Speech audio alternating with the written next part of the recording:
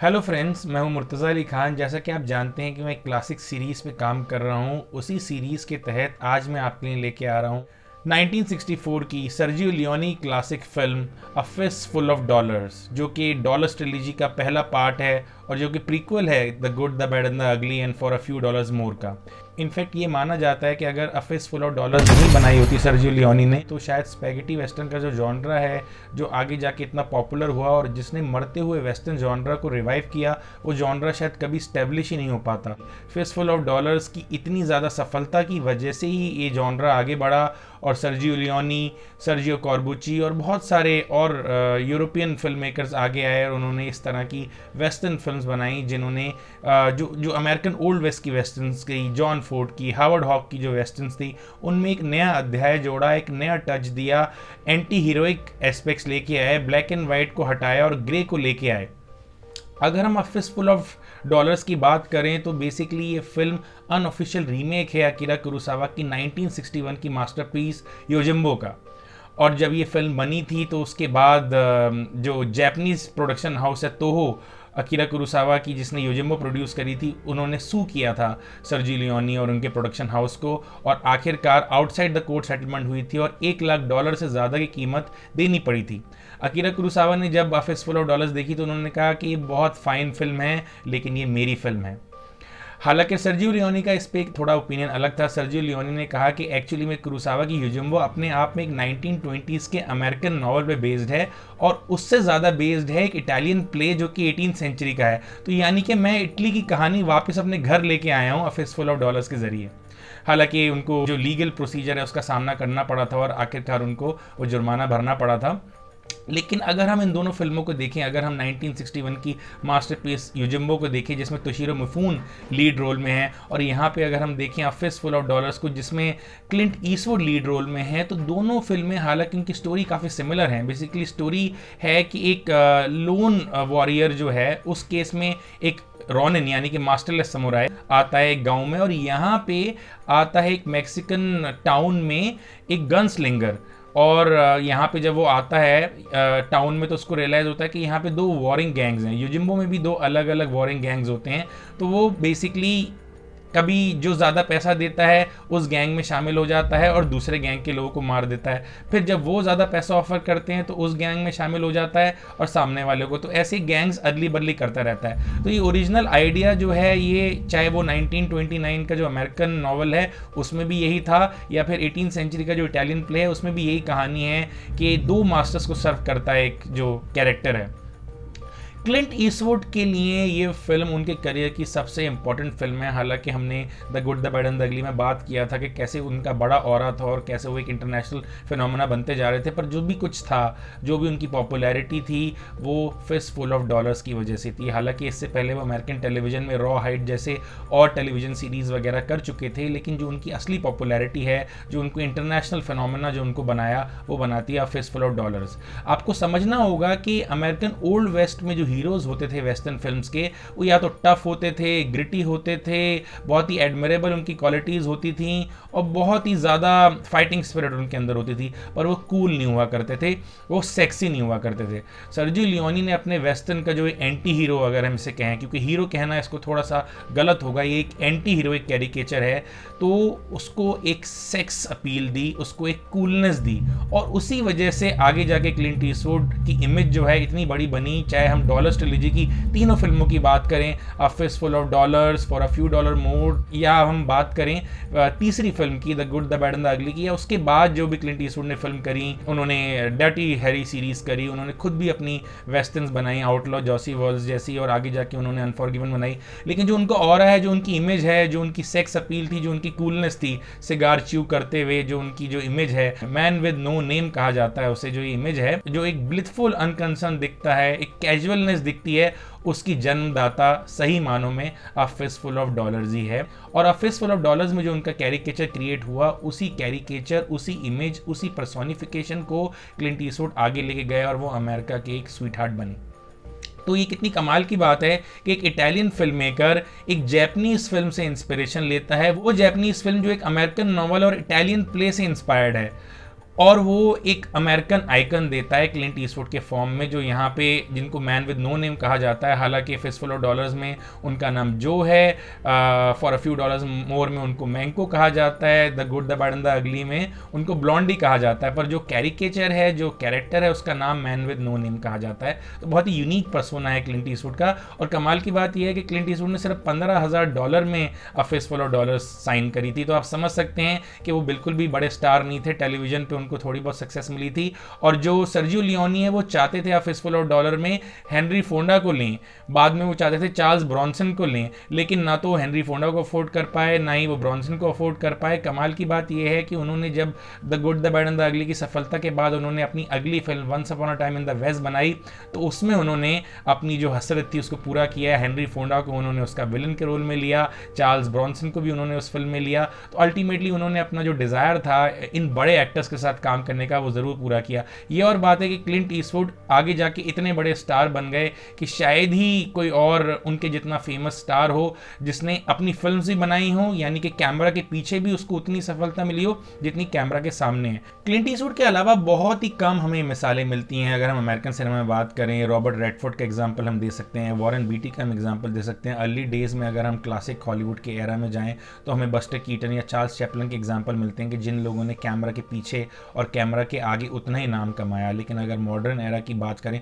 तो आज तक क्लिंट ईस्टवुड, अभी 90 ईयर्स के हो गए हैं वो, आज तक क्लिंट ईस्टवुड ने अपना जो ऑरा है बतौर फिल्म मेकर या बतौर एक्टर कायम है वो। और वो सब शुरू हुआ था 1964 में अ फिस्टफुल ऑफ डॉलर्स में। तो इसीलिए अ फिस्टफुल ऑफ डॉलर्स को सेलिब्रेट करना चाहिए और इस फिल्म की आइकॉनिक क्वालिटी को समझना चाहिए, और इसीलिए मैं ये वीडियो ऐसे आपके लिए लेके आया हूँ। यहाँ मैं आपको बता देना चाहता हूँ कि हालांकि योजिम्बो के रीमेक होने के इस फिल्म पे इल्ज़ाम ज़रूर लगे अ फिस्टफुल ऑफ डॉलर्स पे, लेकिन अगर आप योजिम्बो और अ फिस्टफुल ऑफ डॉलर्स को साथ साथ देखेंगे तो आपको रियलाइज़ होगा दोनों फिल्में बहुत यूनिक हैं।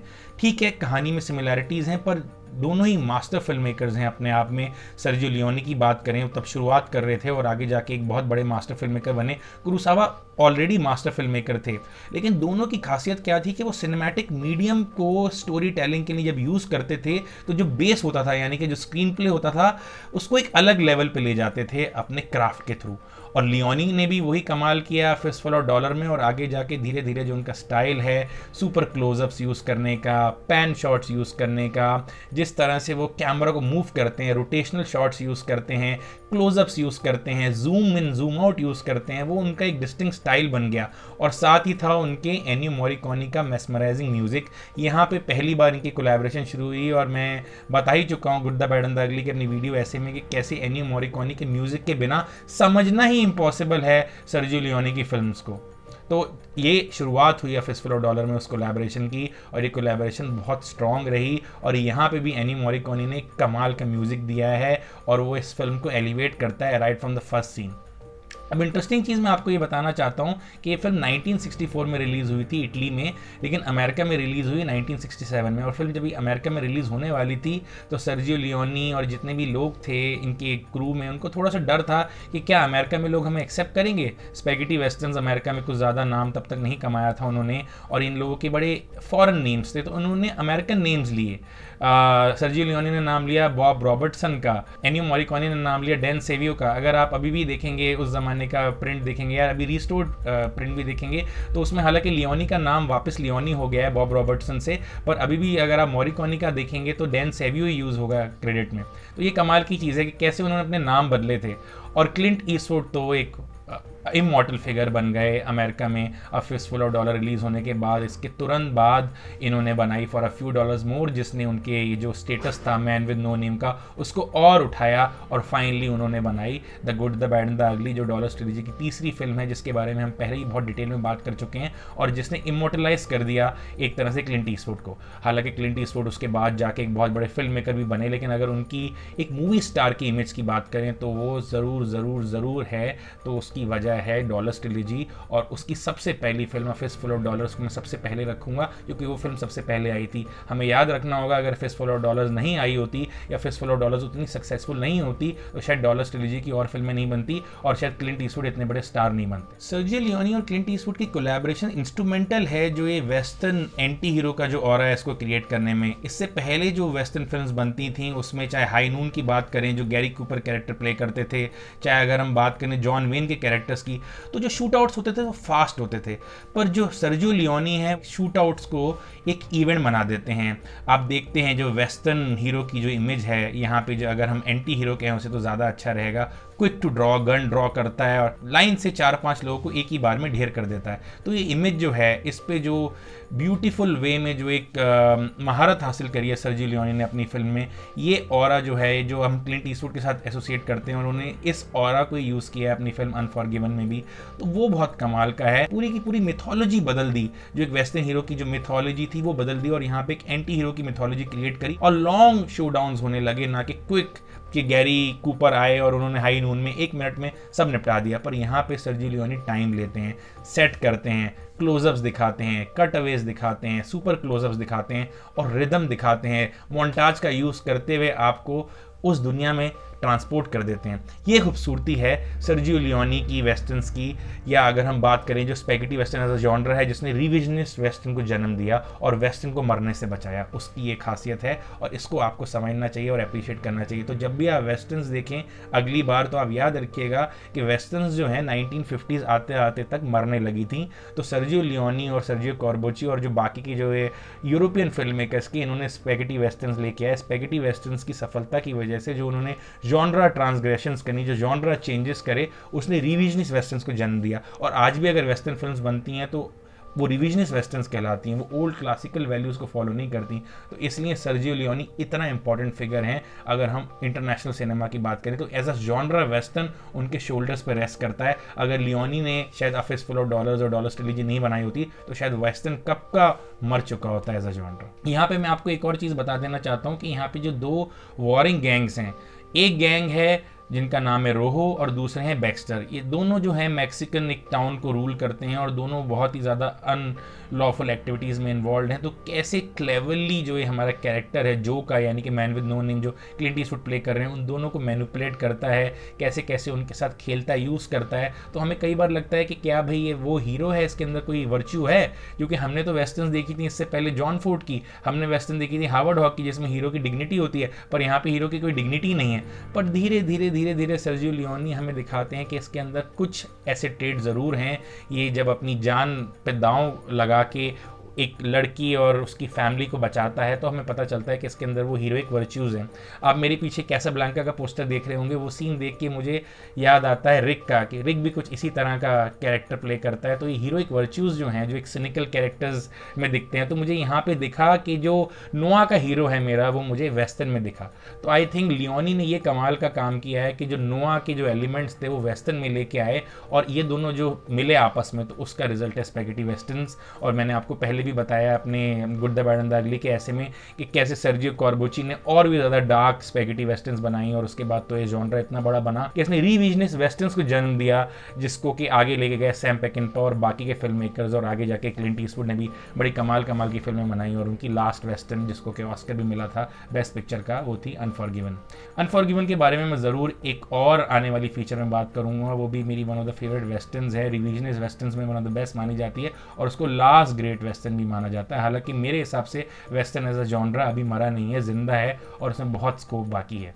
सर्जियो लियोनी की अगर मैं डायरेक्टिंग स्टाइल की बात करूं तो वो बेसिकली वेस्टर्न को एक ऑपरेटिव टच देना चाहते थे। वो चाहते थे कि जॉन फोर्ड की जो मास्टरी है वेस्टर्न को बनाने की, उसको मिला दिया जाए कुरोसावा के एपिक स्टाइल के साथ। कुरोसावा को याद रखना होगा हमें कि most western of all Japanese film makers माना जाता था। वो खुद ही बहुत ज़्यादा इंस्पायर्ड थे अमेरिकन पल्प से, अमेरिकन फिल्म से, जॉन फोर्ड से। इसलिए कुरोसावा की जो फिल्में हैं उनके अंदर एक क्वालिटी होती है जो वेस्टर्न के साथ रिलेट करती है और तभी कुरोसावा की फिल्मों को इतनी बार रीमेक भी किया गया है। अगर हम समझने की कोशिश करें तो 7 समुराई को बनाया गया था मैग्निफिसेंट 7 के रूप में। अगर हम हिडन फोर्ट्रेस की बात करें तो वो स्टार वॉर्स की जन्मदाता है। तो ऐसी उनकी फिल्मों को बार बार बनाया जाता है। योजिम्बो को बनाया गया फिस्टफुल ऑफ डॉलर्स में, जैसा मैं आपको बता ही चुका हूँ। तो कुरोसावा का जो एपिक स्टाइल था उसमें भी अमेरिकन इन्फ्लुएंस था, और जॉन फोर्ड का जो वेस्टर्न का स्टाइल था वो तो अपने आप में एक बहुत यूनिक था, उस पर मास्टरी हासिल करी हुई थी उन्होंने वेस्टर्न को। तो लियोनी ने जब आके वेस्टर्न बनाना शुरू किया तो उन्होंने कहा कि मैं इन दोनों स्टाइल्स को ब्लेंड करूंगा ताकि मैं ऐसी वेस्टर्न्स बनाऊं जिसमें एक ऑपरेटिक फील है, और वो ऑपरेटिक फील आती है एनी मोरिकोनी के म्यूजिक से और सिनेमेटोग्राफी से। तो आप देखेंगे कैसे कैमरा वर्क, कैसे म्यूज़िक, कैसे डायरेक्शन, कैसे स्टोरी टेलिंग सब मिल जाती है, और उसमें एक्टिंग का भी कमाल दिखता है। लाइक क्लिंट ईस्टवुड के बारे में कहा जाता है कि वो लेकॉनिक हैं, ज़्यादा नहीं बोलते, उनकी लिमिटेड एक्टिंग कैपेबिलिटीज़ थी अर्ली डेज़ में, पर उनका ऑरा बेमिसाल है, जब वो स्क्रीन पर आते हैं तो छा जाते हैं। अगर आप देखेंगे आप फिस्टफुल ऑफ डॉलर तो एक भी पल ऐसा नहीं होगा जिसमें आप बोर होंगे। फिस्टफुल ऑफ डॉलर्स देखिए आप, फिस्टफुल ऑफ डॉलर्स के बाद आप for a few dollars more देखिए, और the good the bad and the ugly देखिए। कमाल की बात यह है कि fistful of dollars works as a sequel to the good the bad and the ugly, because good the bad and the ugly set है अमेरिकन सिविल वॉर में, और ये फिल्म सेट है अमेरिकन सिविल वॉर के बाद। हमें समझना होगा सिविल वॉर के बाद एक अनरेस्ट पैदा हो गया था अमेरिका और बॉर्डर एरियाज में, और बहुत सारे आउटलॉज, बहुत सारे बाउंटी हंटर्स, बहुत सारे इलीगल लोग निकल के आए थे, क्योंकि जब वॉर खत्म हो गई तो इलीगल हो जाती है यही चीज़ें जो आप वॉर के दौरान लीक कर रहे थे, चाहे बुश वैकिंग हो जिसमें आप लूट रहे हैं, चाहे आप सोल्जर्स हों। धीरे धीरे वॉर खत्म होने के बाद आपकी रेलेवेंस खत्म हो जाती है, क्योंकि एज सिविलियंस अब सोसाइटी में आपकी कोई इंपॉर्टेंस नहीं रहती, तो बहुत सारी इलीगल एक्टिविटीज़ डेवलप हो रही थी। तो प्रॉब्ली ये जो हमारा कैरेक्टर है जो का, यानी कि मैन विद नो नेम है, वो कहीं ना कहीं इसी से निकल के आता है। जो अनरेस्ट क्रिएट हुआ था, जो अनएम्प्लॉयमेंट क्रिएट हुई थी, उसी का बाय प्रोडक्ट है। तो अमेरिकन सिविल वॉर अगर आप समझना चाहते हैं तो आपके लिए एक छोटी सी मैंने फीचर बनाई है। फ्रॉम 1861 टू 1865 अमेरिका दो पार्ट में एक तरह से डिवाइड हो गया था। जो नॉर्दर्न स्टेट्स थे अमेरिका के वो द यूनियन का पार्ट थे, और जो सदर्न स्टेट्स थे वो द कन्फेडरेसी का पार्ट थे। और कन्फेडरेसी और यूनियन के बीच में 4 साल ये सिविल वॉर चली है।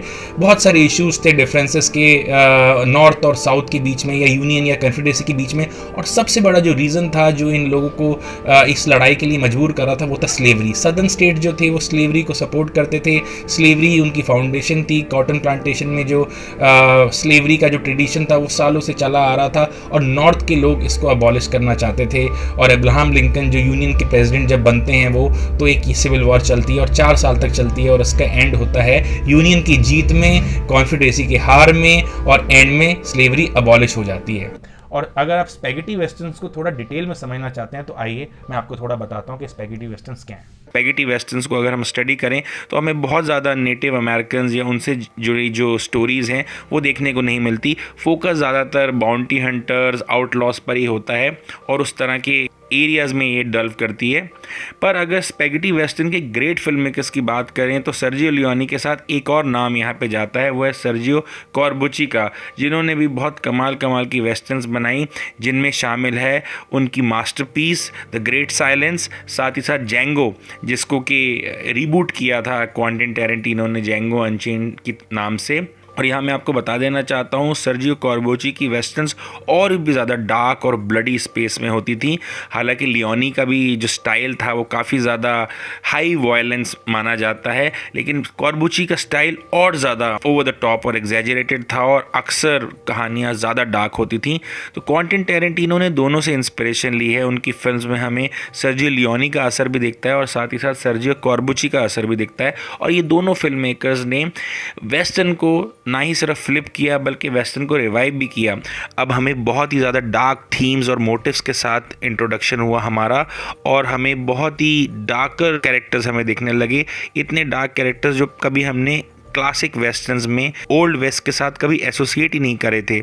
यहाँ पर हमें बैकस्टैबर्स दिखते हैं, यहाँ पे हमें ग्रीडी लोग दिखते हैं, यहाँ पे हमें रिवेंज सीकर्स दिखते हैं, यहाँ पे हमें हर तरह के वो कैरेक्टर्स दिखते हैं। ह्यूमैनिटी की बिल्कुल जो चरम है उस पर पहुँच चुके हैं, और गुड और बैड के बीच में अब कोई डिफरेंस नहीं रहा है। तो ये कमाल की चीज़ है स्पैगेटी वेस्टर्न्स के बारे में।